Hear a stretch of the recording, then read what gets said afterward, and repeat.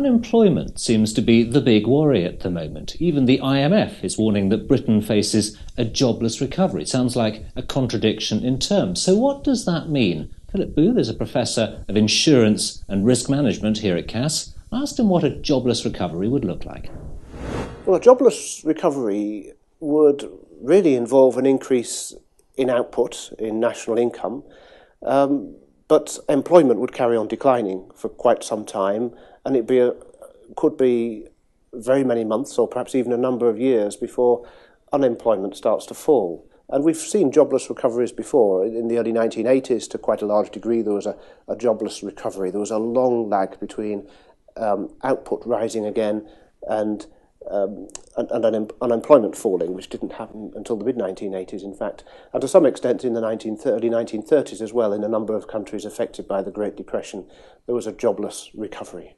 Because it almost sounds like a contradiction in terms, doesn't it, a jobless recovery? Well, it does, but you can actually have a situation where the economy in general is doing rather well, but there are problems within the labour market which actually prevents people getting back into work again. So the majority of the population are enjoying an increasing living standards, and this happened in the 1930s, whereas a minority of the population are in a situation where they can't find a job, or they can only find extremely low paid or temporary jobs, and they continue to suffer from the economic difficulties that we've had. So what are the options available to a government in a situation like this? Well, the most obvious option is to significantly deregulate the labour market. In the 1980s, one of the reasons why we had a jobless recovery was because the labour market was so highly unionised and so highly regulated, a sort of leftover, if you like, from the 1970s.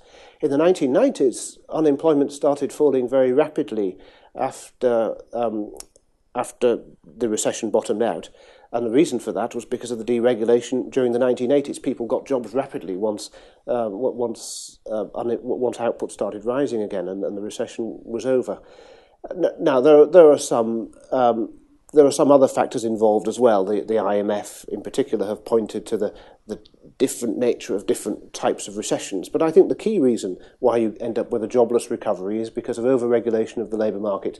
Things such as minimum wages, problems within social security systems which do not make it worthwhile, people in particular positions getting low-paid jobs, or perhaps more to the point, doesn't make it worthwhile employers offering low-paid jobs. So it's not a case necessarily of workers shirking and not taking jobs that are available. Sometimes these jobs just don't become available in a labour market that's not dynamic.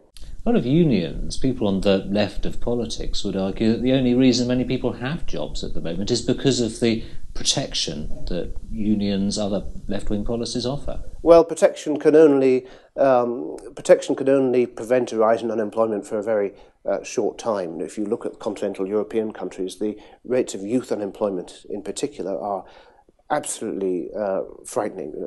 Levels of between 30 and 40% in some European Union countries. You know, the labour market is a continually changing and dynamic entity, and whilst unions can protect particular jobs at particular times, the unionisation and heavy regulation, minimum wages, high levels of taxes and so on, actually stop new people coming into the labour market from getting jobs. So actually define, what is a jobless recovery? I think a jobless recovery really is a situation where we are technically out of recession in the sense that output is rising again, but employment doesn't rise, or unemployment doesn't fall for some considerable time after output has started to rise again.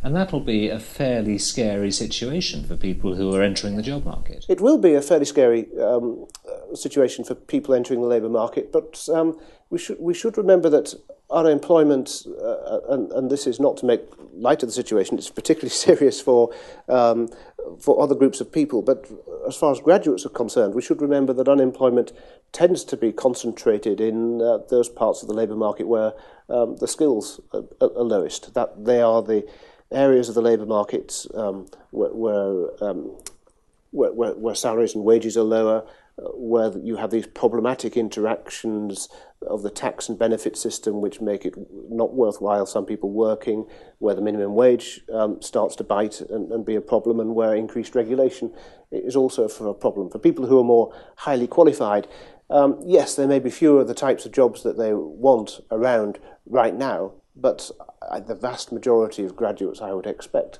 would get jobs within a reasonable time of their course of study ending. So perhaps this is a good time for business school graduates to go out and start new businesses. Well, that's a slightly different question. And although there are problems surrounding the labour market in general, which and increased regulation levels of taxes, etc., which I think it's putting more pressure on employment than in the 1990s recession, the environment for actually setting up and starting your own business is actually really just as good as it was in the 1990s. So in terms of cash graduates or graduates of any university becoming self-employed, starting up their own businesses as entrepreneurs and so on, actually the climate is probably as good as ever.